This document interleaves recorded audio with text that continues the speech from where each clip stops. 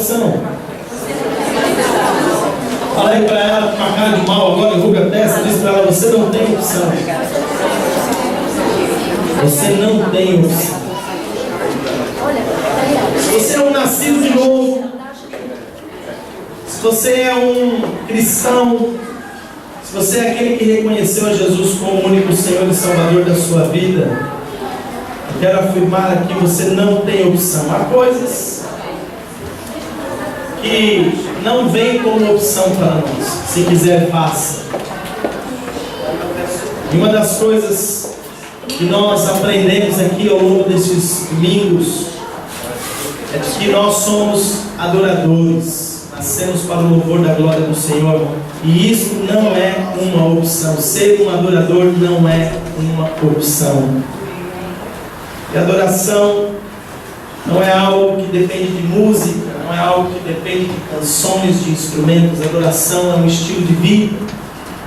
Nós não temos opção, nascemos para adorar a Deus, amém? Como também já vimos aqui outros aspectos, não só de que somos adoradores, mas também uma vida satisfatória de oração. Não é uma opção para todo cristão. Vimos aqui que o jejum não é uma opção para aquele que é cristão. Tudo isso, na verdade, são práticas comuns de homens e mulheres que amam a Deus, de homens e mulheres que reconheceram o senhorio de Jesus na sua vida, né? Homens e mulheres que entenderam que há um reino, o reino de Deus, e ele é superior a esta vida que estamos a viver, ou superior a qualquer reino que possa existir no mundo. E neste reino há princípios, neste reino há leis, neste reino há formas de agir, de estar. E oração, jejum, adoração, tudo isso faz parte das práticas comuns deste reino. Tal e qual neste reino, neste mundo que nós vivemos, comer, beber, dormir é comum. Ninguém precisa dizer para você que você precisa comer, beber ou dormir, não é? É natural, você já nasce fazendo essas coisas, não é verdade? A gente já nasce praticando isso porque é algo comum a todo ser terreno. Assim, a todo ser que ingressa no reino de Deus, reino este ilimitado, reino este superior, reino sobrenatural, é comum o jejum, a oração, a adoração. Amém? E hoje eu quero continuar falando sobre isso, sobre o aspecto de não termos opção. Eu pensei em transformar isso aqui em 2 ministrações, mas eu vou fazer uma só, porque eu quero ver se consigo terminar hoje essa série. Amém? Se não conseguir, mais que você volta e a gente termina ela. Mas eu quero continuar falando de que nós não temos opção. Ok? O aspecto que nós vamos trabalhar hoje tem a ver com a fé na palavra. Fala aí para o pessoal que está do seu lado: você não tem opção. Tem que ter fé na palavra. Isso não é uma opção. Ok? Não é uma opção. Nós vamos trabalhar dentro deste aspecto hoje. Quero ministrar a sua vida dessa forma. E quero que você abra a sua Bíblia comigo no livro de Romanos, capítulo 14.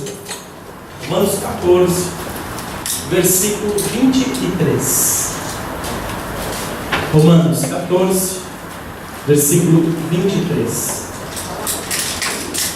Diz assim: mas aquele que tem dúvidas, se come, está condenado, porque o que faz não provém da fé. E tudo o que não provém da fé é pecado. Vamos repetir só essa parte final do versículo, juntos. 1, 2, 3. E tudo o que não provém da fé é pecado. Fala aí para a pessoa que está do seu lado: tudo o que não provém da fé é pecado. Amém? Espírito Santo de Deus, damos-te total liberdade para continuar agindo nas nossas vidas, em nossa mentalidade, nos conduzindo à transformação, nos conduzindo, Senhor, a vivenciarmos os princípios do Teu reino e assim termos uma vida vitoriosa, uma vida em abundância. Te peço, Senhor, age mesmo, Senhor, a ponto de nos conduzir a este alinhamento com a Tua boa, perfeita e agradável vontade.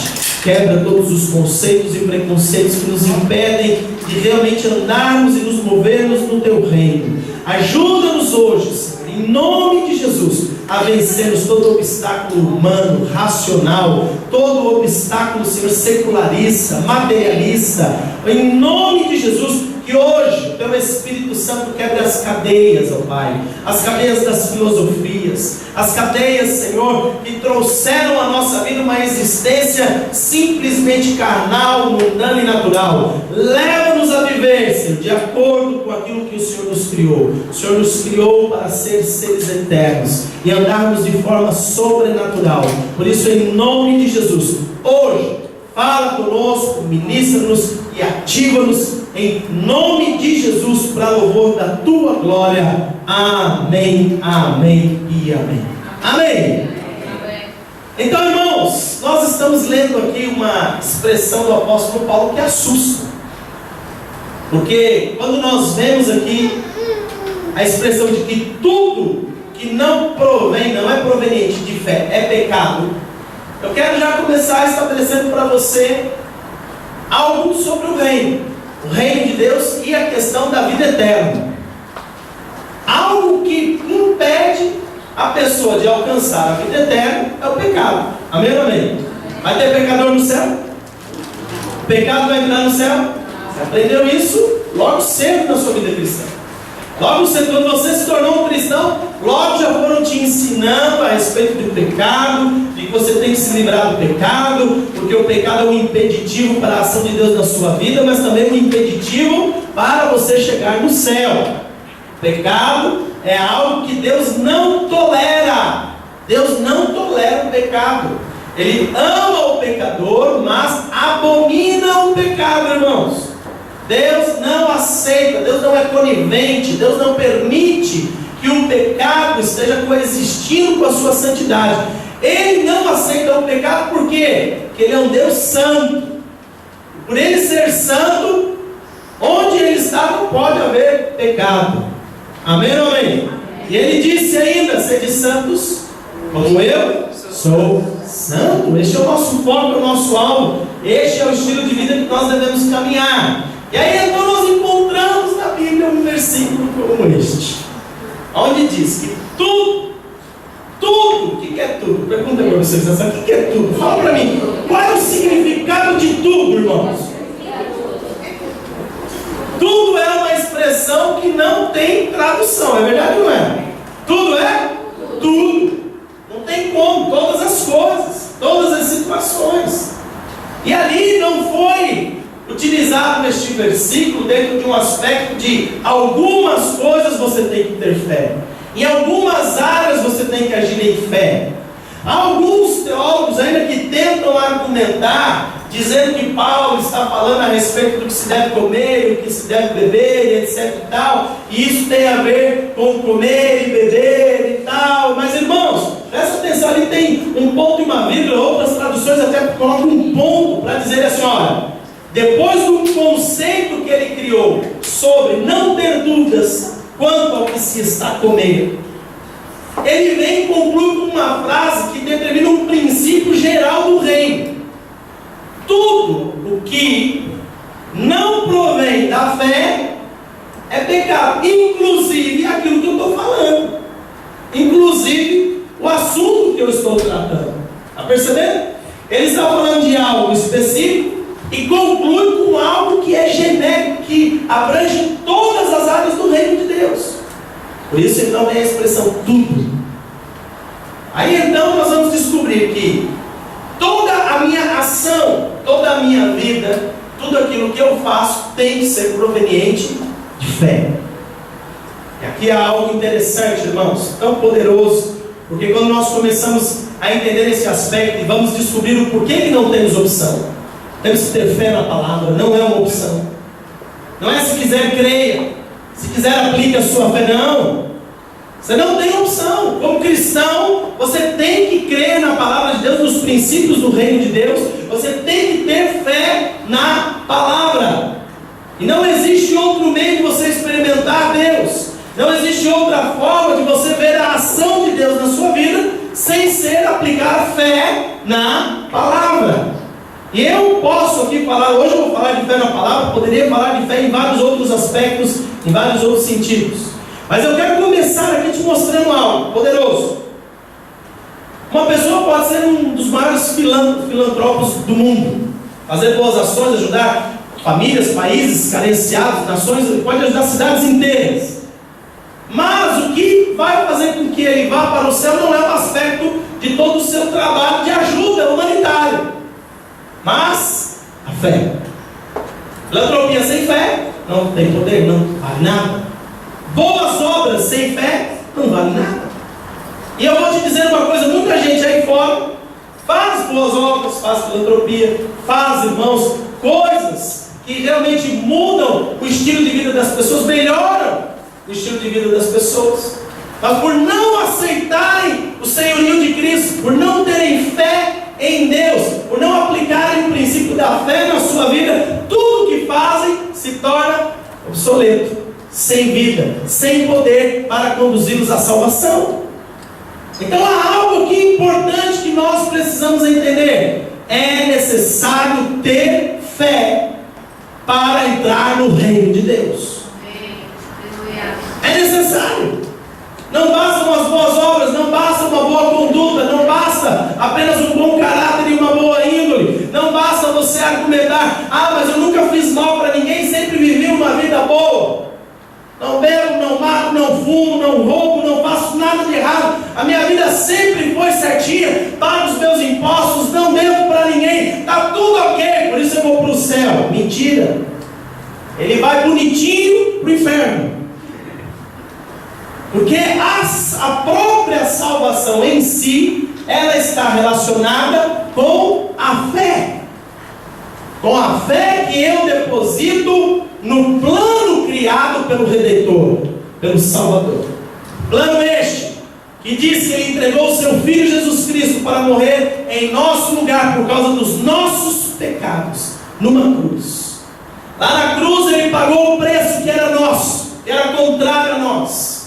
E Ele fez isso não porque o obrigaram.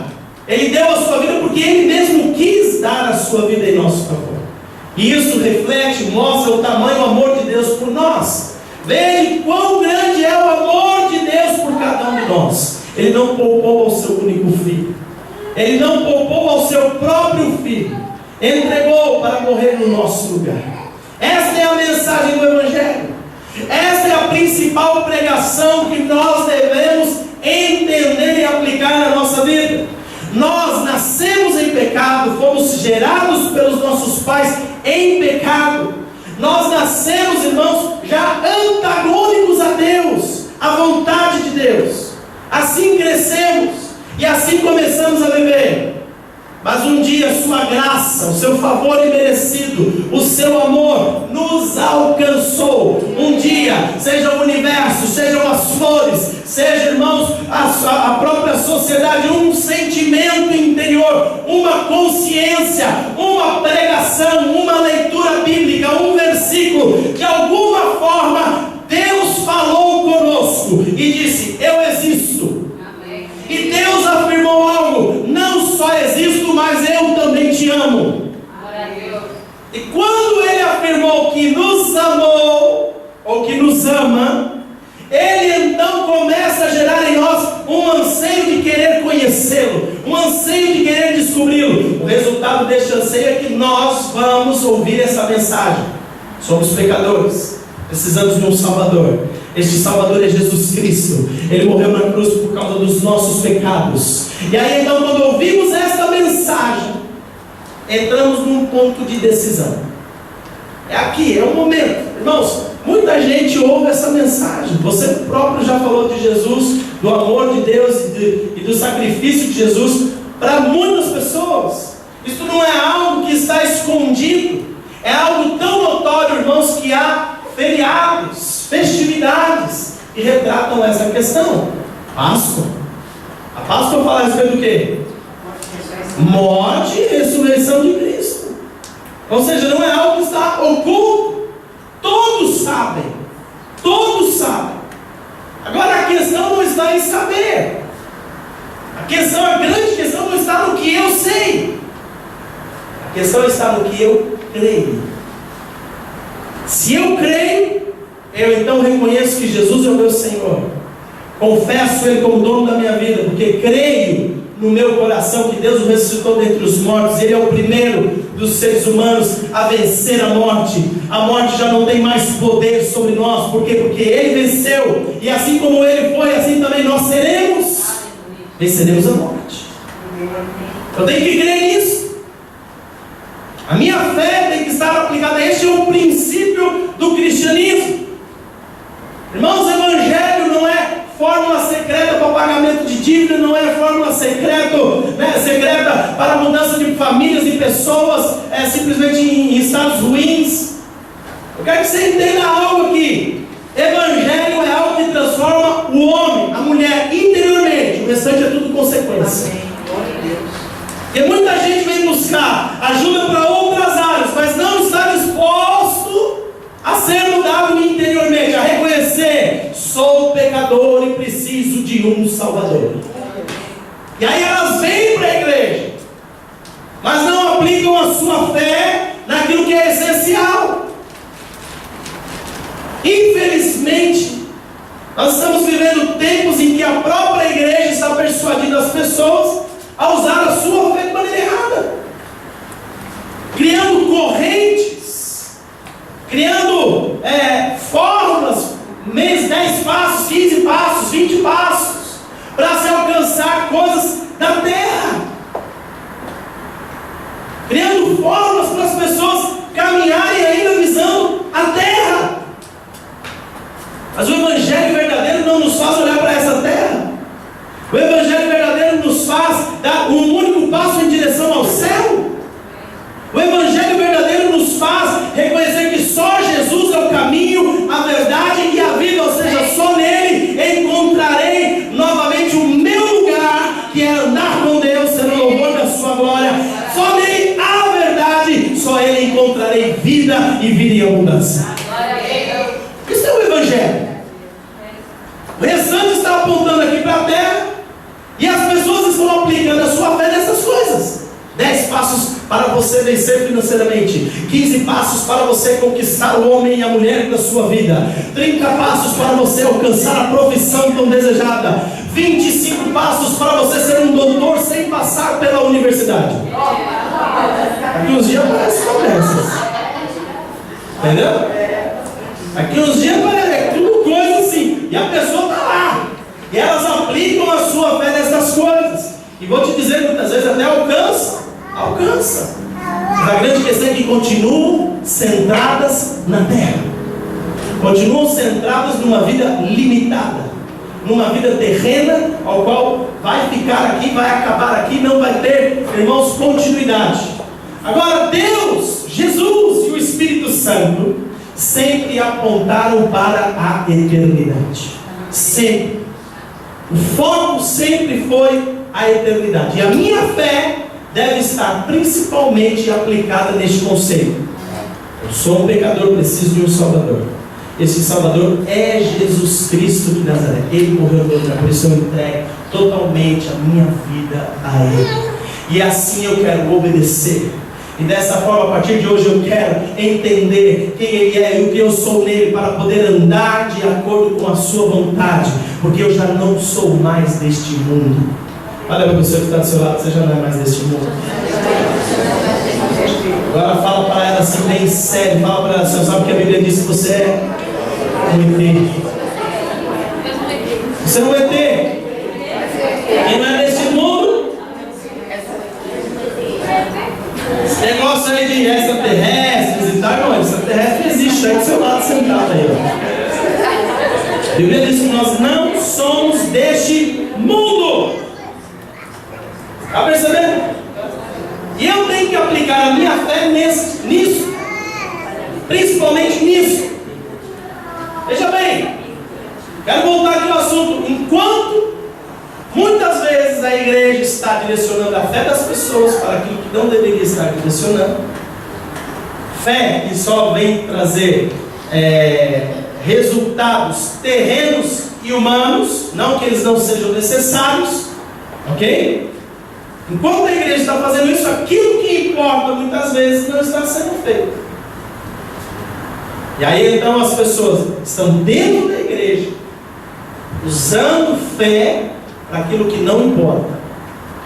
Para aquilo que não importa. Da mesma forma que alguém que não quer vir para a igreja, mas gosta de fazer boas obras, gosta de fazer a filantropia, que gosta, né, de boas ações, de ter uma boa conduta, também ela crê, ela tem uma fé de que aquilo a salvará. Ela também crê que aquilo vai trazer um resultado, se existe realmente um céu e uma salvação, é o caminho que ela crê que vai conduzi-la a essa salvação. E é tudo mentira. Porque só há uma forma, só há um meio. Somente Jesus se tornou o mediador entre Deus e os homens. Somente nele há salvação. Somente no seu nome há salvação. Nós precisamos entender e aplicar a nossa fé nisso. E com base nisso, andar de acordo com a sua palavra. Porque nós vamos encontrar um outro tipo de crente. Podemos falar deles à vontade, porque eles não vieram hoje, amém? Nós vamos encontrar um outro tipo de crente que ele aceitou Jesus como Senhor da sua vida, mas os seus conceitos já criados antes mesmo dele se converter, os seus preconceitos estabelecidos lá quando ele era pequenininho, lá na sua família, ou lá veio na escola, ou ele teve um bom mentor, um bom professor, ele traz tudo isso, e de repente ele é confrontado com as verdades do reino, pela palavra, e o resultado é que ele crê mais nos seus conceitos, nas suas filosofias, naquilo que ele aprendeu em casa, na escola e no mundo secular, do que na própria palavra. Então veja bem, a fé dele está aplicada ainda no que? Nele próprio. Conceitos humanos, conceitos humanistas, e não na palavra. Quando eu falo a respeito de que nós não temos opção, é exatamente aqui. Deus não falou assim: não, pera um pouquinho, ele é tão inteligente, olha só como ele sabe das coisas, ele aprendeu tanta coisa. Não, esse não precisa crer na palavra, não. Ele pode continuar seguindo os seus princípios, ele pode continuar seguindo aí os seus conceitos, porque ele é tão inteligente. Deus não invalida a sua palavra por nada, irmãos. Deus não invalida a sua palavra nem por líderes religiosos, nem pelos ricos, nem pelos pobres. Isso aqui é forte. Quando eu falo nem pelos ricos, nem pelos pobres, é tremendo para a gente ver como muitas vezes os nossos conceitos ultrapassam, na verdade, aquilo que é princípio bíblico. Veja bem, nós, quando olhamos para a questão social, ou condição social das pessoas, nós temos muitas vezes a inclinação de argumentar que as pessoas desfavorecidas não precisam ter determinadas práticas na sua vida. Não porque coitadinhas delas. Usamos até a expressão coitadinhas. Coitadinhas. Então vamos lá pegar um exemplo bem simples, que todo mundo conhece: dízimo. Alguém já ouviu falar de dízimo aqui? O dízimo é algo que está estabelecido na Bíblia? Sim ou não? Sim. Não faltou uma interrogação aqui. Então eu vou perguntar de novo. O dízimo é algo que está estabelecido como princípio na Bíblia? Sim. Para o rico ou para o pobre? Todos. Para o que tem muito ou para aquele que não tem nada? Todos. Mas aí nós olhamos, coitadinho, né? Poxa, não tem nada nem para ele. Como é que ele vai sobreviver? Aquele que tem muito, não, isso não tem problema, ele tem que dar até mais do que o dízimo, mas coitadinho, isso é um conceito, é verdade ou não é? E esse é um conceito, claro, nós estamos falando das pessoas que não têm condições, né, que são importantes, mas esse conceito também começa a valer para nós, muitas vezes, quando a gente chega naquele mês em que as coisas ficam difíceis. Esse conceito também é um conceito que começa a pesar na nossa consciência, a pesar na nossa mente, quando nós entramos num mês complicado, que vieram aí umas despesas, de repente o governo fez aí umas leis, e o IRS, em vez de pagar, cobrou. E aí a gente olha e fala, se eu der, não vou ter. E aí a questão é, a Bíblia fala de dízimo que nós devemos entregar de que forma? Quando temos sobrando ou em qualquer altura? É só quando nos sobra? Mas os nossos conceitos estabelecidos nos fazem acreditar, Deus é tão bom, tão maravilhoso, Ele cuida tanto da gente, que Ele não vai se importar se esse mês que eu não tenho, eu não vou entregar meu dízimo. É lógico que essa conversa é boa para quem é dizimista, quem não está entendendo nada, né? É tão interessante, irmãos, que estes conceitos eles já vêm, e nós vamos avaliar, ele vem antes de nós entrarmos dentro da igreja. Porque dentro da igreja nós aprendemos a palavra dízimo, nós aprendemos a palavra oferta, nós aprendemos a respeito de semeadura. Mas antes disso, antes de entrarmos para a igreja, nós aprendemos sobre vida financeira. E o que a vida financeira, antes de aceitarmos Cristo, nos ensinou? O que a sociedade nos ensinou sobre isso? E quando você não tem, você é um pobre, coitado, miserável, não pode fazer nada, nem ter nada. Primeiro aspecto. Segundo aspecto, cuidado, não dê, não fique aí partilhando muito, porque senão você vai ficar sem. Não entrega, retém, esconde, até da mulher se possível. Lá fora, a gente vai aprendendo a, na verdade, segurar tudo. A gente vem para a igreja. Detalhe, também aprendemos através da religião da esmola. Foi ou não foi? Aprendemos a dar esmolas, né? A gente também aprende isso. Aí a gente se converte, vem para o reino, e aí a gente vem para a igreja. E chega na igreja, a gente vem com mentalidade: pobre, coitado, miserável, não tem nada, nem nunca vai ter, por isso nunca vai poder fazer nada. Certo? Aprendemos a dar esmola, e aprendemos que na verdade esse negócio de dar, peraí um pouquinho, esse pastor aí já está querendo se aproveitar de mim. Conceitos que estão lá entranhados. E aí então, irmãos, nós vamos para a palavra de Deus. Fala para você que está ao seu lado. A palavra de Deus ensina sobre dízimo, sobre oferta, sobre primícias. Fala sobre tantas questões financeiras que você nem imagina. Para cada versículo, irmãos, que nós temos de fé na Bíblia, nós temos 3 que falam sobre vida financeira e material. Sabia disso? Agora, o que é tremendo é que a palavra de Deus, quando fala sobre esses assuntos, por exemplo, dízimo, o que muita gente não sabe, quando fala sobre dízimo, fala sobre proteção para a vida daquele que entrega o dízimo. Porque Deus mesmo fala: repreenderei o devorador. Deus repreenderá o devorador. E aí a pessoa que não sabe isso, ela então não pratica este princípio, ela deixa de adquirir uma promessa para a sua vida. E aí então agora ela, como cristão, quer prosperar, ela quer ser uma pessoa que vai fazer muito no reino, mas por não ser dizimista, o devorador vem, devora tudo. E aí a pessoa começa a entrar em luto. E aí alguns falam assim: mas eu, quando não estava na igreja, pastor, não tinha problema nenhum com isso. Claro, seu dinheiro já era do diabo mesmo. O diabo até queria que você prosperasse. E muitas vezes lá fora você ia gastar com coisas que não se deve, seja tabaco, seja droga, seja álcool, seja pornografia, seja o que for. Então assim, irmãos, quando você estava na mão do diabo, o diabo não se importava com a sua prosperidade. Mas o dia que você se converteu, ele já falou: opa, peraí um pouquinho, tem que tomar cuidado, porque esse aí está mudando de vida, esse aí agora está mudando de time, esse aí agora tem que estar atento a ele. Então vamos fazer ele desistir da sua decisão. Vamos tocar na área financeira dele. E aí então, irmãos, o que é que você precisa para a sua área financeira? Fala comigo assim: proteção. Princípio que traz proteção na palavra de Deus para a minha vida financeira chama-se dízimo. Certo? Princípio que fala de prosperidade, multiplicação, abundância na palavra de Deus chama-se oferta. E aí o crente, ele é dizimista, mas não é ofertante. Ele fala, está tudo bem, mas não sei o que Deus me prospera. Porque é através da sua oferta que vem a multiplicação. Você está me entendendo agora? Isso está na palavra, não foi invenção da Igreja Universal do Reino de Deus, irmãos. Não foi invenção do Bispo Macedo.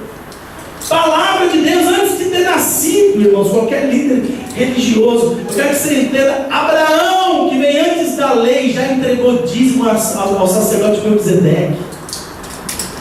Ele está cheio de gente aí agora postando que dízimo é da lei, e que dízimo já acabou com a lei, agora nós estamos na graça. Então dízimo é antes da lei, a lei veio com Moisés. O que é interessante é que nós vemos nessa ação de Abraão com o Melquisedeque, nós vemos duas coisas. Nós vemos ali Abraão entregando o dízimo a Melquisedeque, das suas vitórias, das suas conquistas, dos seus bens, e Melquisedeque dando para Abraão pão e vinho. O que é isso? O que representa pão e vinho? Quem é que já tomou pão e vinho na igreja? O que era? Santa Ceia. Não é interessante que a Santa Ceia só foi instituída com Jesus no Novo Testamento? Mas só que Melquisedeque, sacerdote de Salém, rei da paz, ele já estava ministrando a ceia profeticamente para Abraão. Olha para a pessoa que está falando, tem coisas que são eternas, tem princípios que são eternos, tem coisas que são tão poderosas que extrapolam a mente humana. São princípios de um reino que é sobrenatural. Tanto dízimo quanto ceia, os dois vêm antes de qualquer lei, de qualquer graça. É princípio de reino, irmãos. Você está entendendo? É tão poderoso, irmãos, o que nós estamos falando aqui, mas os nossos conceitos fazem com que a nossa fé seja aplicada naquilo que é humano, secularista, natural, e nós deixamos de entrar pelos princípios sobrenaturais da palavra. Eu estou te dando aqui um exemplo financeiro porque ele toca a todos nós, mas eu quero falar de outras coisas ainda. Eu quero te mostrar aspectos como, por exemplo, a importância de você fazer parte de uma igreja. Você ser membro, estar debaixo de uma cobertura, ter uma paternidade. Muita gente fala que isso não é necessário para quê? Pastor, esse negócio aí e tal. Irmãos, deixa eu te falar uma coisa. Nós precisamos entender que fazer parte de igreja é algo que é necessário, em primeiro lugar, ter fé. A gente tem que ter fé de que a igreja é do Senhor, não é do homem. Segundo lugar, que ela traz proteção para a minha vida, para a minha família, que ela gera, na verdade, ativação dos princípios do reino, é o veículo de Deus na terra. Só que eu olho para a igreja e vejo a igreja muitas vezes como algo normal. Eu já pertenci lá ao clube, né? Quando eu vivia no Brasil, eu pertenci ao clube de Juventus. Talvez você já tenha pertencido aí a um clube aqui de Portugal. Fica, esporte, lá no clube, paga a sua mensalidade, tem direito aos seus benefícios, né? Se tiver um clube mesmo com o princípio mais pode usar, você é sócio, você paga. E aí vem para a igreja e pensa que é igual. Vem para a igreja porque vê um coletivo, porque vê um agrupamento de pessoas, mas opa, que legal, aqui o pessoal é gente boa, o pessoal aí é gente que dá para andar e tal. Vamos fazer parte desse clube aí. Igreja não é clube. Igreja não é clube. Deixa eu te ensinar aqui algo. Você não tem opção, você precisa aplicar a sua fé naquilo que é igreja. Porque senão você não vai desfrutar da verdade, das verdades estabelecidas para a igreja. Se você andar na igreja sem fé no que é a igreja e naquilo que a igreja prega, igreja séria, igreja verdadeira, igreja de Cristo. Está cheio, irmãos, é lógico, a igreja está cheia por aí. Você tem que avaliar onde é que você anda. Mas se eu não aplico a minha fé, eu estou dentro de uma igreja, ela pode ser uma igreja verdadeira. Se eu não aplico a minha fé nisso, resultado, eu estou andando dentro da igreja, sem fé naquilo que é a igreja. Logo, se não é proveniente de fé, é pecado. Fala para a pessoa que está ao seu lado, quer dizer que você pode ser crente, pode estar dentro da igreja e ainda andar em pecado.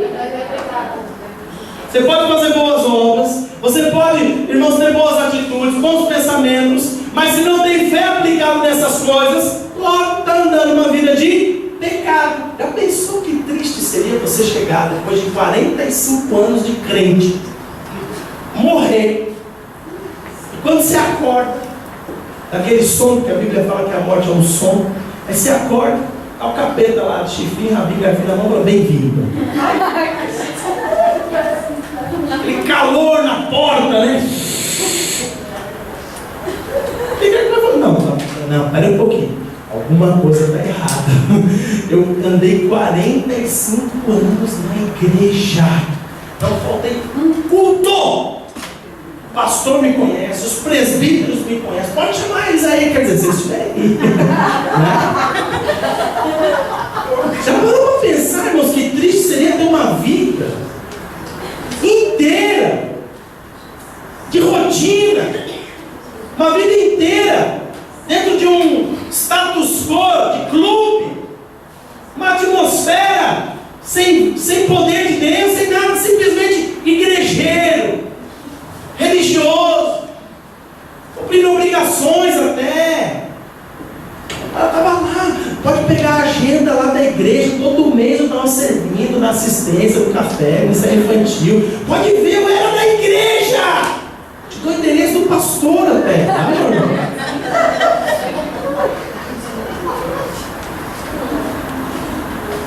Aí o cara fala, 45 anos depois ele morre, vai chegar lá na porta dele, mas o que faltou? Fé. Será que a vida que você está levando hoje aqui na igreja, ela está embanhada em fé? Isso aqui é forte, irmãos. Quando a gente fala, tudo que não provém de fé é pecado, e se o pecado não permite eu ir para o céu, será que eu estou vindo para a igreja com fé? Será que eu faço parte de uma igreja porque eu tenho fé naquilo que é a igreja? Será que a minha vida, realmente as minhas ações, os passos que eu estou dando, realmente fala de fé na palavra? Presta atenção, porque eu estou aqui separando as águas. Não estou falando fé em conceitos humanos, não estou falando em fé naqueles princípios que você aprendeu em casa antes de se converter e conhecer a palavra. Eu estou falando de fé na palavra. Porque se não houver fé, irmãos, nem agradando a Deus você está. Hebreus 11:6 diz o quê? Sem fé, pode pôr para mim aí, Gabriela, para aqueles que não conhecem a Bíblia saber hoje. Sem fé é impossível agradar a Deus. Logo, vir para a igreja, mas não aplicar a sua fé, irmãos, é a mesma coisa do que pertencer a um clube social aí fora. Diferença, que o clube ainda pode te dar aí alguns jogos do Benfica, do esporte, uma piscina, um lazer. A igreja te dá culto, escola, crescimento espiritual. Está percebendo? A igreja te indica como é que você chega no céu. O clube te indica como é que você permanece na terra. Eu não sei onde é que você quer estar daqui a alguns anos. Eu quero ir para o céu. Por isso eu prefiro, irmãos, mais do que um clube, eu prefiro a igreja. Mais do que um clube, eu prefiro a igreja. E aplicar a minha fé naquilo que a palavra de Deus diz que é igreja. Para que eu viva como igreja e receba os benefícios da igreja. Olha só o primeiro, aí ó, sem fé, ora, sem fé é impossível agradar a Deus. É possível andar na igreja sem fé? É possível. Logo, é possível que essa pessoa viva uma vida inteira dentro da igreja sem fé e no final da sua vida chegar no inferno. Um cara de crente cantando os hinos do crente e ele vai estar lá na porta do inferno cantando todas as músicas da igreja. Olha, eu sei essa música até. E canta e o diabo fala, não adianta mais, amigo. Já era. A tua oportunidade de viver uma vida de fé, uma vida ao qual sempre foi declarado na palavra, mas se calhar ninguém te disse, já não é o meu caso, porque eu estou te dizendo hoje, uma vida a qual você não tem opção. Você tem que viver a sua vida pela fé. Amém. Fé aonde? Na palavra. Amém. Fé na palavra. Não em outras coisas, é fé na palavra. Aí eu quero te mostrar aqui um aspecto, igreja. Abre aí para nós, Gabriela. Mateus 16, versículo 13 a 19. Nós vamos ver aqui Jesus trazendo um dos principais princípios do que é a igreja, da vida da igreja, né? E vamos ver que esse negócio, irmãos, chamado igreja, este negócio não foi inventado por homens. Isso é algo que nasceu no coração de Deus. Deus estabeleceu a igreja através do seu Filho. Eu gosto até de exemplificar, irmãos, que Jesus, ele, como gerando algo no seu espírito, ele deu à luz à igreja. Ali quando ele foi furado no seu lado, irmãos, saiu água e sangue, como se fosse, irmãos, um nascimento. Ali começa a igreja. Quando ele ascende aos céus e o Espírito Santo é derramado, irmãos, o fôlego de vida. Mais do que isso, o Espírito de vida vem sobre homens e mulheres que só tinham religião. Que igreja é essa? Está lá Jesus conversando com os seus discípulos em Mateus 16, versículo 13 a 19. E Jesus, chegando às regiões de Cesareia de Filipe, interrogou os seus discípulos, dizendo: quem dizem os homens ser o Filho do Homem? E responderam eles: uns dizem que é João o Batista, outros Elias, outros Jeremias, ou alguns dos profetas. Mas vós, perguntou-lhes Jesus, quem dizeis que eu sou? Respondeu-lhe Simão Pedro: tu és o Cristo, o Filho do Deus vivo. E disse-lhe Jesus: bem-aventurado és tu, Simão Barjonas, porque não foi carne e sangue que te o revelou, mas meu Pai que está nos céus. Pois também eu te digo que tu és Pedro, e sobre esta pedra edificarei a minha igreja, e as portas do Hades, inferno, não prevalecerão contra ela. Dar-te-ei chaves do reino dos céus. Ligares, pois, da terra será ligado nos céus, e o que desligares da terra será desligado nos céus.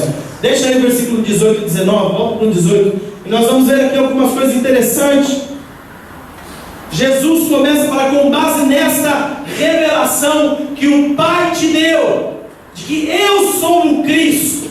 Esta é a pedra fundamental, rejeitada pelos construtores, mas não por Deus. Esta pedra chamada Jesus, o Cristo, o Filho de Deus, ela é a pedra fundamental da igreja. Ele é o dono da igreja, ele é o fundador da igreja, ele é aquele que formou a igreja. Ou seja, não é invenção de homens. Nesta nova etapa do Senhor, de Deus, neste novo plano de Deus para conquistar a humanidade, atrair os homens novamente a Ele, Ele diz assim: eu darei início agora a uma nova eclesia, igreja. Eu hoje, com base nessa revelação de que eu sou o Cristo, o Filho de Deus, vou dar início à igreja. Olha que tremendo, irmãos. Igreja começa aqui, ó. Jesus falando da revelação. Igreja que não tem Cristo como centro, igreja que não tem Cristo realmente como aquele que é o Senhor da vida, não é igreja. Igreja que não está centrada, voltada para Cristo, não é igreja, é clube. E, irmãos, a gente vai entendendo pela palavra que a igreja em si, ela é muito mais do que uma instituição, muito mais do que quatro paredes. Nós somos a igreja. Logo, Cristo tem que ser o centro da nossa vida. Está percebendo? Se Cristo não for o centro das nossas vidas aqui hoje, das nossas vidas, corporativamente falando, qual é o resultado? Estamos aqui no clube, temos boa música, temos um bom pregador, aleluia por isso, temos bons amigos, encontramos gente legal, temos até gente que nos ajuda, também podemos ajudar os outros, fazendo algumas boas obras. Um ambiente agradável, clube. Se Cristo não é o centro, se Cristo não é a razão, se Cristo, irmãos, não é aquilo que nos motiva, quando nós cantamos, quando nós adoramos, se Cristo não é o centro, se nós estivermos focados nele, acabou.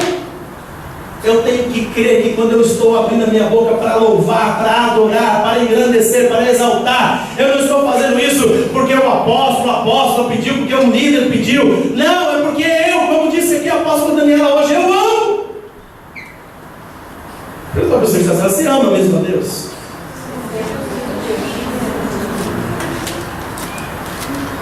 Porque muita gente não está na igreja, está nos meios religiosos, não é porque ama a Deus. É conveniente. Mais que conveniência ainda, é agradável porque gosta de buscar conhecimento. Eu gosto de conhecimento. Aí encontra aí nos pregadores que pregam a Bíblia, porque tem gente que não prega a Bíblia. Encontra outros e fala, pô, isso aí é legal, eu gosto de porque ele prega a Bíblia mesmo. Ele gosta de adquirir conhecimento. Irmãos, não adianta você saber muito se você não aplica a sua fé naquilo que você sabe. Tudo que você está fazendo é proveniente de simplesmente sem fé. Se não provém de fé, é pecado. É pecado. Abre os teus olhos hoje e creia em algo. Cristo pegou algo que foi revelação do próprio Pai ao seu discípulo amado chamado Pedro. Cristo, pedra viva.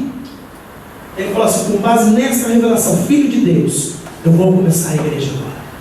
Vou começar a igreja. E ele começa. E essa igreja, ela tem algumas coisas importantes. Ela tem algumas coisas poderosas sobre ela. Veja bem, olha que coisas interessantes que nós vemos aqui na igreja. Ele diz aqui, olha, as portas do inferno não prevalecerão contra ela. Olha para a pessoa que está do seu lado. O inferno vai prevalecer contra você, igreja.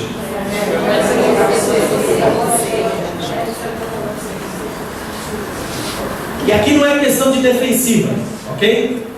Não é se defender, não é aquele negócio, então eu vou fazer parte de uma igreja, vou ficar lá dentro porque vai fechar a porta, e aí vou fechar a porta, o diabo não vai poder entrar, e o diabo não vai poder fazer. Não é isso. Essa expressão não está falando de se defender, de se esconder debaixo dos bancos da igreja. Certo? Porque você que já anda na igreja um bom tempo, você sabe que o diabo se manifesta dentro da igreja, muitas vezes. Ok? Aí ele fala assim, pastor, esse negócio existe mesmo. Eu estou orando para um dia manifestar um bem grandão assim. Vai ter gente correndo, tudo lá. Uma coisa. Pastor, mas assim, eu não volto mais, medroso. A gente que é medrosa, gente. Está percebendo? Deixa eu te mostrar aqui uma coisa. O que é ser igreja?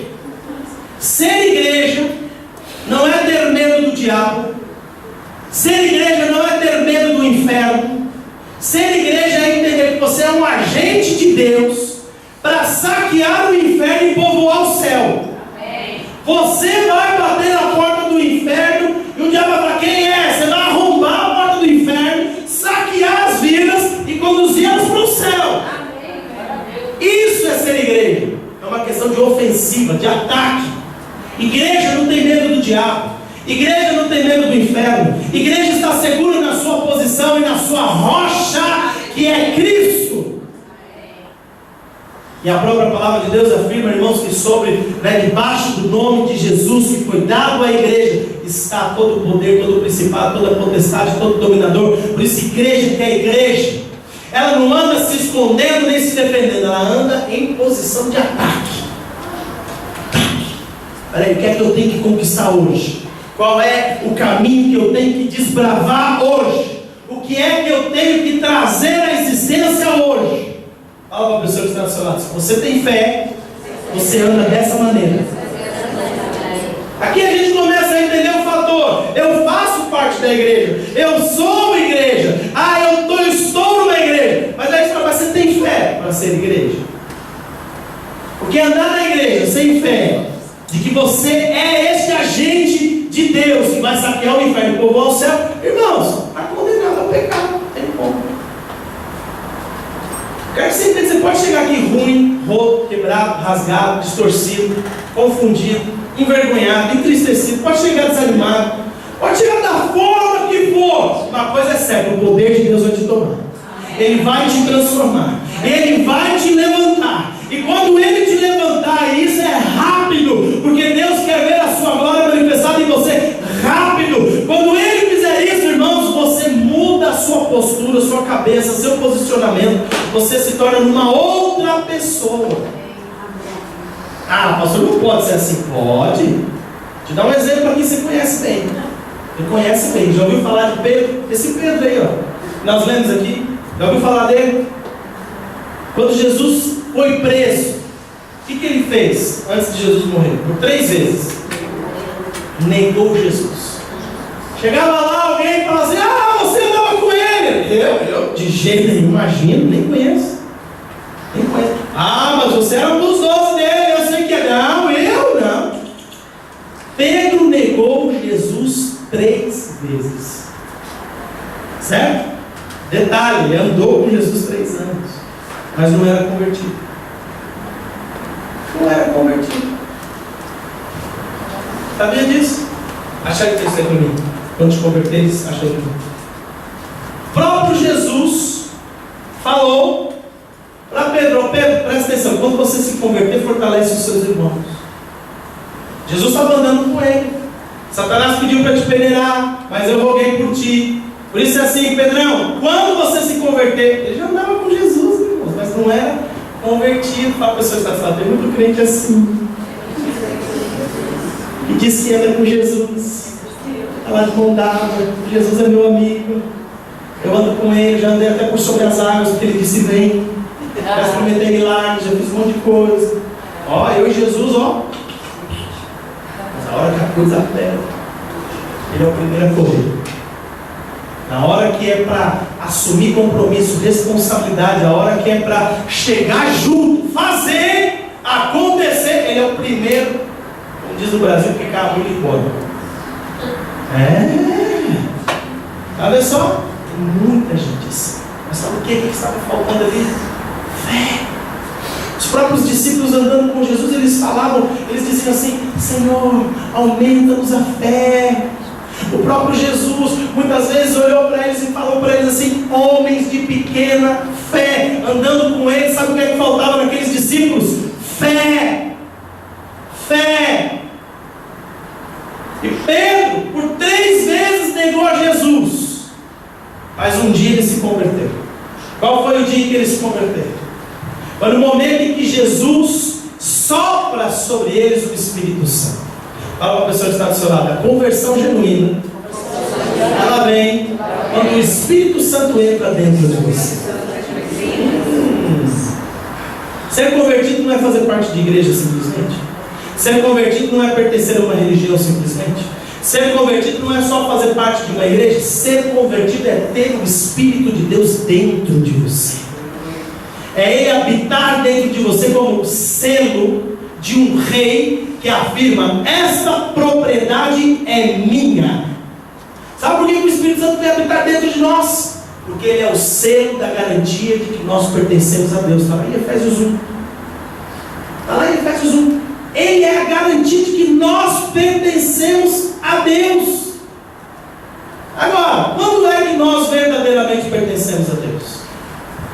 Quando eu e você, pela fé, aceitamos a Jesus como Senhor da nossa vida e falamos: minha vida te pertence. Tu és o dono da minha vida. Então, quando eu dou a minha vida a Ele, o Espírito Santo vem habitar dentro de mim. E Ele, como um selo de um rei, Ele marca a minha vida, a minha existência. Agora este pertence ao Senhor. Você está entendendo? Por que a pessoa está assim? Você está entendendo esse pastor? Lucas 22, 32. Põe aí para mim, faz favor. Não é interessante isso? Ou seja, não é o fator de eu estar na igreja, não é o fator de eu pertencer. Eu tenho que ter o Espírito Santo dentro de mim. Eu tenho que ter essa certeza. O Espírito Santo habita em mim. Ele é o selo, eu pertenço. Eu sou a igreja porque Ele me selou, Ele me marcou. Olha lá.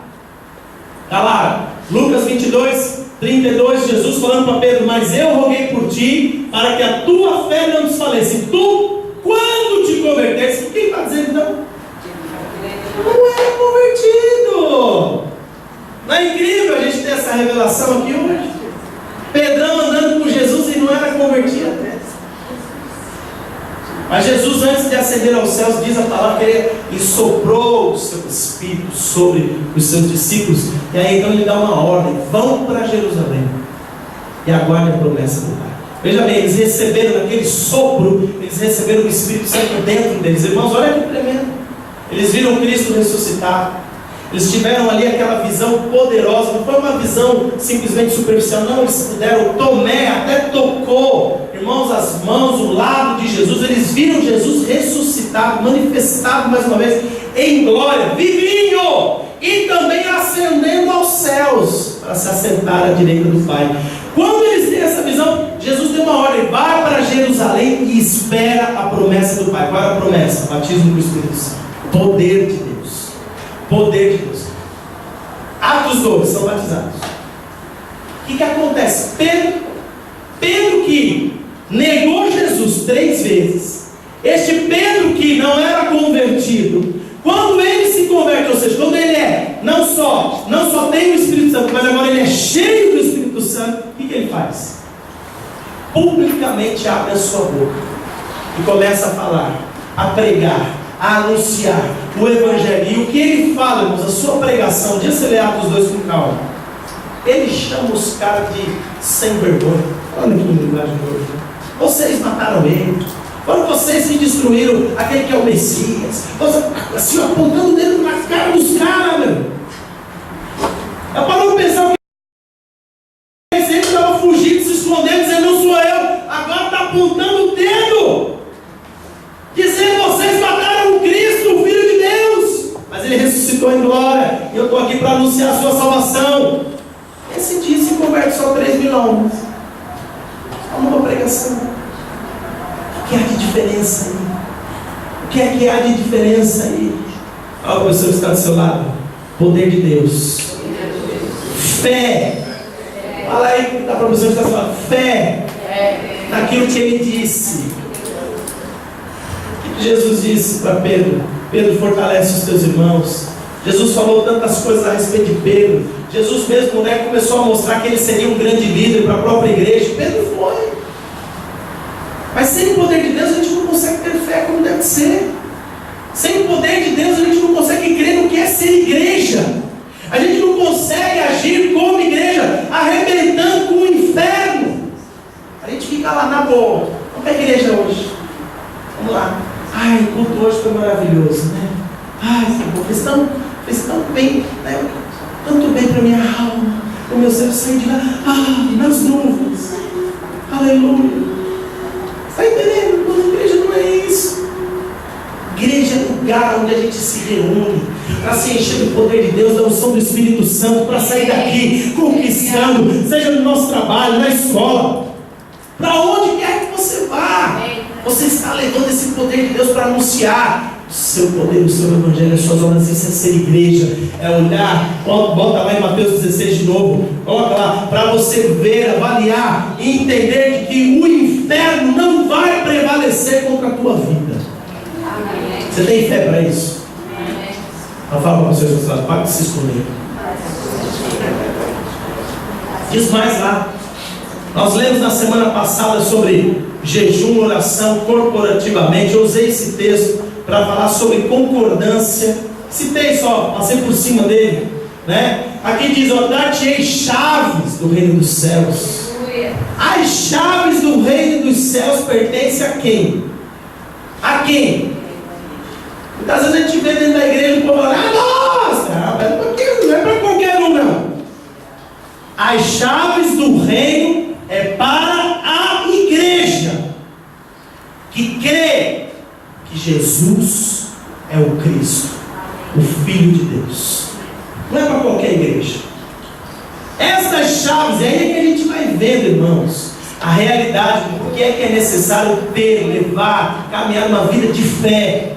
Não de igreja simplesmente, mas de fé em Deus. Eu creio, estou na igreja, porque sou a igreja. E ao fazer parte da igreja, tenho não só poder e autoridade para arrebentar com o inferno, mas para abrir e fechar portas, ligar e desligar, amarrar e soltar, prender e desprender. Eu tenho essa autoridade no nome de Jesus para estabelecer as coisas. Pergunta para a pessoa que está dizendo: você tem fé nisso?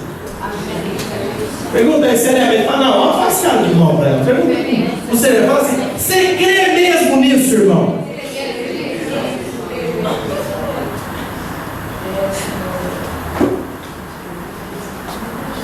Ai, pastor, às vezes eu creio, às vezes eu não creio. Ai, pastor, pronto.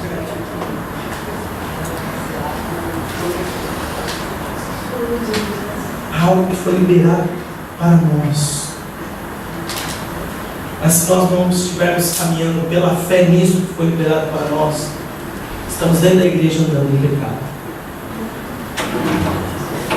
As nossas cidades não podem permanecer como estão se nós temos as chaves. Nós temos as chaves do reino dos céus. Da nossa casa, quem entra e quem sai, quem é que entra e sai lá? Quem que determina?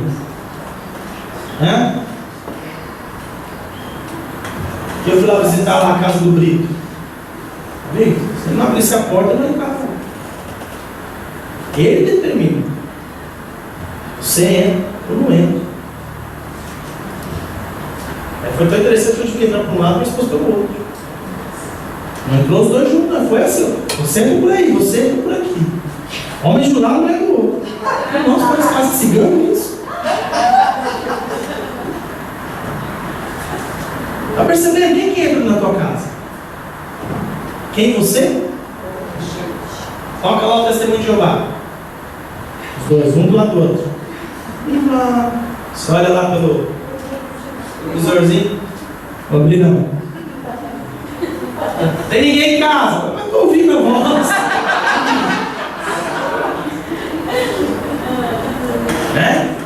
Quem que entra? Quem que entra na sua casa? Olha para a pessoa que está falando. Quem você? Porque na sua casa quem tem autoridade? É você. Por quê? Quem tem as chaves? Você tranca lá a porta e fala, não vai entrar. Entendeu? Se a mulher estiver pro lado de dentro, ela pode fechar a porta, o marido não vai entrar. Mas ele também tem uma chave. Quem tem chave, entra e sai a hora que quer, certo? Fisicamente é assim, espiritualmente também. Igreja, entenda isso, isso é um dos benefícios de nós fazermos parte da igreja. Não é qualquer um que tem direito a isso. Isso aqui é exclusividade da igreja, corpo de Cristo. Homens e mulheres que fazem parte de um reino estabelecido pelo Deus, Criador dos céus e da terra, que enviou Jesus. Este Jesus, que é Senhor de tudo e de todos, Ele falou, vou começar a minha igreja. E a minha igreja vai ter chaves do reino dos céus. Você está entendendo? Agora eu vou te mostrar que isso. Quero concluir aqui com esse texto. Quero orar por você, porque você precisa sair daqui hoje entendendo que sem fé na palavra. Está vendo só? Eu tenho muitas coisas para falar aqui, mas eu vou ficar aqui só no aspecto da igreja, que eu acho que tem gente que está precisando entender o seu lugar, o seu papel, a sua vida. Ela precisa entender que ela é importante nesse sentido. Abre aí Hebreus, capítulo 10. Versículo 19 até o 25. O que é interessante, irmãos, o autor de Hebreus, ele começa a falar para nós aqui da seguinte forma: tendo, pois, irmãos, ousadia para entrarmos no Santíssimo Lugar pelo sangue de Jesus, pelo caminho que Ele nos inaugurou, caminho novo e vivo. Presta atenção nessa expressão: caminho novo e vivo. Jesus inaugurou um caminho novo, vivo, pelo seu sangue, que nos dá acesso ao Santíssimo. Pelo seu sangue nós temos agora acesso a este caminho que é novo e vivo. Certo? Não tem nada a ver com o velho. Não tem nada a ver com o que se passou. Não tem nada a ver com a religião antiga. Não tem nada a ver com os conceitos antigos. É novo. Detalhe, vivo. Vivo. Porque o antigo está morto. É morte. Caminho novo e vivo através do véu, isso é, da sua carne. Quando é que ele fez isso? Lá na cruz do Calvário. E tendo um grande sacerdote sobre a casa de Deus, cheguemos-nos com verdadeiro coração em inteira certeza de fé. Veja bem, para trilhar esse novo e vivo caminho, nós precisamos fazer o quê? Ter o quê? Um coração verdadeiro e certeza de fé. Não se chega lá de outra forma. Não tem outro caminho. Você veio parar dentro de uma igreja, você veio fazer parte de uma igreja, porque em primeiro lugar, você com um coração verdadeiro, creu, tendo certeza de fé na mensagem. Logo, o teu coração foi purificado de uma má consciência e o teu corpo lavado com água limpa. Você nem percebeu isso, mas você cheirava mal por causa do pecado. Você estava tão encardido, que só um banho com essa água limpa, somente, irmãos, sendo purificado de dentro para fora, é que você se tornou alguém que tem agora o bom perfume de Cristo. Amém ou amém? Continuando. Retenhamos inabalável a confissão da nossa esperança. E aqui vem, qual foi a confissão da nossa esperança? Jesus é o nosso Senhor, porque fiel é aquele que fez a promessa. Que promessa que ele fez? Eis que eu vou para o Pai, lá vou vos preparar morada. Na casa do meu Pai tem muitos aposentos. Eu estou indo para lá preparar um para você. Você crê nisso? Ah, pessoas, você crê que você vai para o céu mesmo? Fiel é aquele que fez a promessa. Por isso ele diz: e consideremos uns aos outros, para nos estimularmos ao amor e às boas obras. E olha que bonito vem agora o 25, ó. Não abandonando a nossa congregação. Olha a pessoa que está do seu lado. Esse negócio de congregação é bíblico. Sabe que ele diz? Que nós vamos nos estimular ao amor, às boas obras. Nós que entramos por este novo e vivo caminho, inaugurado pelo sangue de Jesus, através do véu que foi a sua própria carne, nós viemos parar dentro da igreja. E ele fala que devemos caminhar lá, estimulando uns aos outros, ao amor, à fraternidade, à ajuda. Devemos estar ali, irmãos, trabalhando em conjunto, confessando a nossa esperança e não abandonando a nossa congregação, como é costume de alguns. Antes, admoestando-nos uns aos outros, tanto mais que quando vedes que se aproxima aquele dia da volta de Cristo. Deixa eu te falar uma coisa: você só tem direito de não pertencer a uma congregação física, irmãos, estar dentro de uma igreja, se no país em que você estiver não houver uma igreja. Sabia disso? Só que eu vou te contar um segredo. Até em país que é proibido ter igreja, tem igreja. Sabia? Nem que seja subterrânea, que se esconda em bueiro. Não adianta, tem igreja. O que é tremendo é que você pode ir parar num país desse por causa da sua profissão. Se você é crente sincero, verdadeiro, você vai tentar descobrir a todo custo onde é que está a igreja, porque eu faço parte dela em questão. Você, bem, na verdade, quando vai para lá, você já sai debaixo da bênção da igreja para ir para lá. Tem gente que não entende, irmãos. Nós nos movimentamos dentro daquilo que é espiritualmente falando, dentro da igreja. Tem gente que não entende isso. Aí faz os seus planos. Agora vamos mudar para a China. Aí vai, nem se despede da igreja. Não pede bênção, não está, sabe? É como se ele tivesse uma vida extra, tudo aquilo que é reino de Deus. Deixa eu te falar uma coisa: a última decisão que você tomou sozinho na sua vida, sabe qual foi? A última decisão que você tomou sozinho na sua vida foi quando você aceitou Jesus. Ali era uma coisa que você só podia tomar decisão, só você mesmo. Ninguém podia tomar essa decisão por você, nem seu marido, nem seus filhos, nem seus pais. Só você podia falar: eu quero Jesus como Senhor da minha vida. Quando você toma essa decisão, você vai parar dentro da igreja. Agora você é corpo de Cristo. Agora você está dentro do corpo. E dentro do corpo, eu tenho que entender, já não dá para ficar tomando decisões simplesmente porque quero. Não dá. Se somos corpo, irmãos, presta atenção. O dedo não pode falar para a mão: desculpa, eu vou embora, eu não te amo mais. Entendeu? A perna fala: hoje eu vou ficar em casa. Pode ir vocês para a igreja, que eu vou ficar em casa. Não dá. É impossível. É impossível. Logo a gente vai começando a entender. Espera aí um pouquinho. Mas não basta entender. Fala para vocês, não basta entender. Você tem que aplicar a sua fé nisso. Você tem que aplicar a sua fé. Você tem que entender o que a Bíblia diz a respeito de igreja, que nós somos um corpo. Deixa eu te falar uma coisa, eu preciso de você. Eu preciso de você. Da mesma forma que você precisa de mim. Da mesma forma que nós precisamos aqui uns dos outros, porque há dons que estão espalhados aí que nós não temos aqui. Há dons daquele lado que não tem desse lado.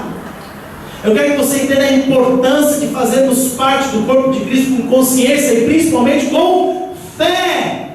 Quando eu tenho fé que faço parte, porque eu entrei por este novo e vivo caminho, criado por Jesus, estabelecido por Ele, veículo de Deus na terra chamado igreja. Presta atenção, eu já não posso mais tomar decisão só por mim. Eu já tenho que começar a pensar, espera um pouquinho, se eu fizer alguma coisa errada, eu estou afetando todo o corpo. Se eu tomar decisões, irmãos, mas peraí, a vida é minha. Desculpa, a vida não é sua. Olha, se a vida é sua, olha com força para ela, se a vida é sua, então ela não é de Cristo. Mas aqueles crentes que batem no peito assim, encarar o pastor, você nunca pegou um desse, né? Qualquer dia você vai viajar. Pastor, a vida é minha, pastor. A vida é sua, então você e sua vida para o inferno. Acabou. Porque assim, a minha vida pertence a Jesus, eu vou para o céu. Se a vida ainda é sua, aquele que quer render a sua vida, perdê-la, mas aquele que já perdeu por causa de Cristo, acha. Está entendendo, irmãos? Tem fé na palavra para crer que você agora faz parte de um corpo. Este corpo é a igreja do Deus vivo, coluna, baluarte, firmeza da verdade.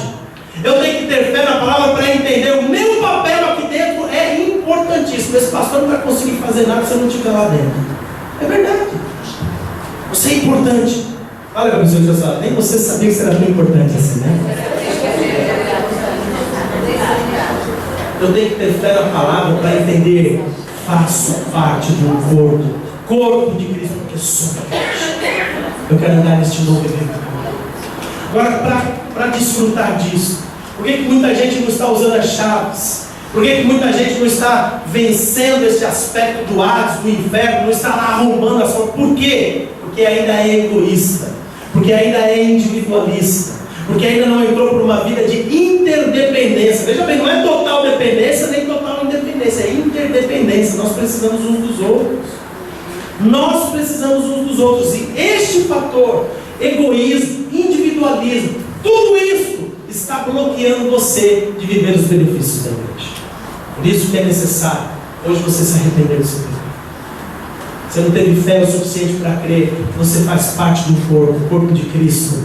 Corpo de Cristo que já venceu o inferno, o diabo, que já padeceu para que nós tivéssemos vida. Nós nem precisamos padecer de novo, porque uma vez por todas, uma só vez, e de uma vez por todas já padeceu em nosso lugar. Entenda algo, nós podemos viver, irmãos, vitoriosamente em Cristo Jesus. E viver vitoriosamente não significa não enfrentar batalhas, significa que as batalhas vêm para você dizer: eu sou mais que vencedor por meio de Cristo Jesus. Você está entendendo? Corpo de Cristo é isso. Agora você tem fé para viver isso.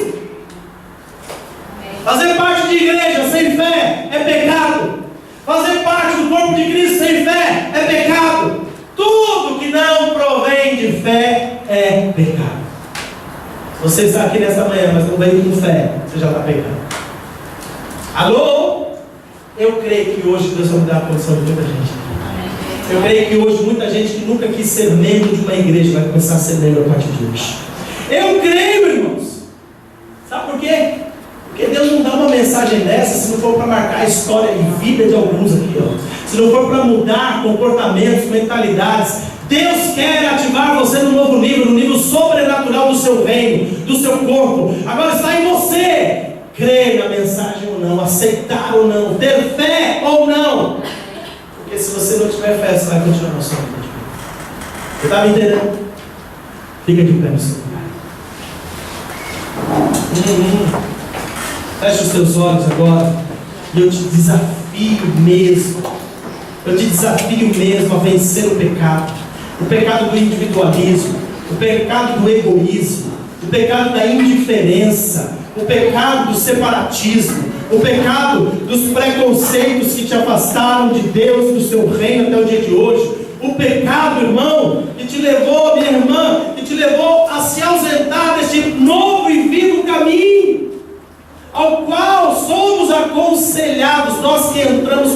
fomos aconselhados a fazer parte de uma congregação e não abandoná-la. Em nome de Jesus, hoje começa agora a ter uma conversa séria com Deus. Se você não tem fé para mudar o teu estado, a tua condição, se você não está tendo fé hoje para dar um passo em direção àquilo que está sendo exigido através desta ministração, hoje pede ao Senhor: aumenta a minha fé, Senhor. Aumenta a minha fé. Eu preciso crer que eu tenho que fazer parte do corpo. Eu preciso crer que eu tenho que fazer parte da tua igreja. Eu preciso crer, Senhor. Eu preciso ter fé, Senhor, inabalável, para avançar nessa direção. Deixa eu te falar uma coisa: você não tem outra opção. Não há outra forma, nem outro caminho. Não há outro meio. Por isso agora, em nome de Jesus, tem uma conversa séria com você. Espírito Santo de Deus, em nome de Jesus, em nome de Jesus, vai mudando aqui mentalidades, vai transformando corações, vai, Senhor, rompendo cadeias, barreiras, vai tirando, Senhor, tudo aquilo que foi plantado pelo maligno, tudo que o maligno plantou nestas vidas, nestes corações, para que eles não fizessem parte da tua igreja, Senhor. Pai, Senhor, não adianta eles saberem muito se eles não aplicarem a fé naquilo que sabem. Não adianta, Senhor. Por isso eu te peço: rompe hoje as cadeias do sectarismo, do secularismo, do humanismo. Rompe hoje as cadeias, Senhor, da incredulidade. Rompe hoje as cadeias da dúvida. Rompe hoje, Senhor, as cadeias que prendem as mentes e os corações e impedem eles de se tornarem participantes do teu corpo aqui na terra. Senhor, eu te peço em nome de Jesus: quebra o jugo, quebra o jugo do egoísmo, quebra o jugo do individualismo, quebra o jugo agora, Senhor, em nome de Jesus Cristo. Senhor, que eles entendam que os dons, os talentos que o Senhor distribuiu a eles é para serviço do corpo, é para serviço do corpo. Senhor, que há, Senhor, necessidades que eles têm, que só serão supridas pelo corpo. Senhor, nós precisamos uns dos outros. Nós necessitamos hoje, Pai, de sermos transformados. Senhor, vai quebrando hoje as cadeias, vai quebrando hoje todo o jugo, vai transformando mentalidades, vai transformando hoje os corações. Em nome de Jesus, em nome de Jesus.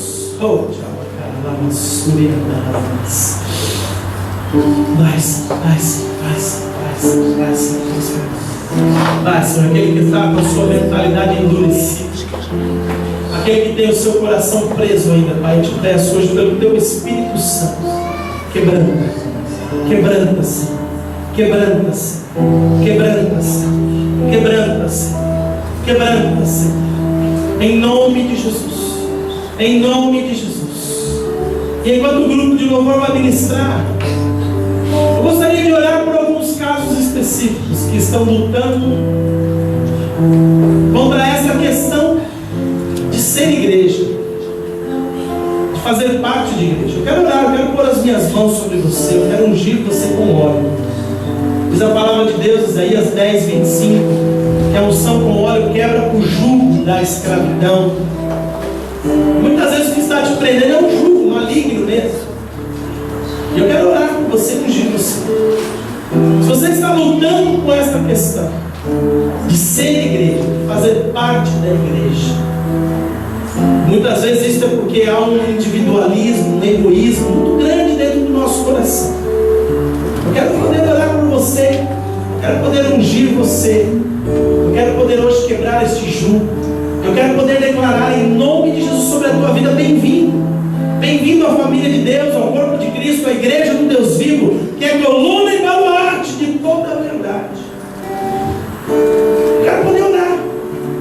E se enquanto o grupo de louvor estiver ministrando aqui, se você sentir no seu coração que você precisa vencer algumas coisas nesse sentido, você precisa ultrapassar essas barreiras, mas até aqui você não está tendo fé o suficiente para isso, eu quero unir a minha fé com você.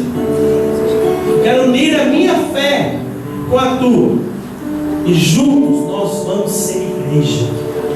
juntos nós vamos ultrapassar os bloqueios da existência humana, natural e racional, para entrarmos neste reino que é sobrenatural e desfrutarmos do reino. Por isso, feche os seus olhos. Eu creio que cada um de nós precisamos vencer um pouco do nosso egoísmo e do nosso individualismo. Eu creio nisso. Amém? Mas eu quero orar especificamente por pessoas que eram extremos.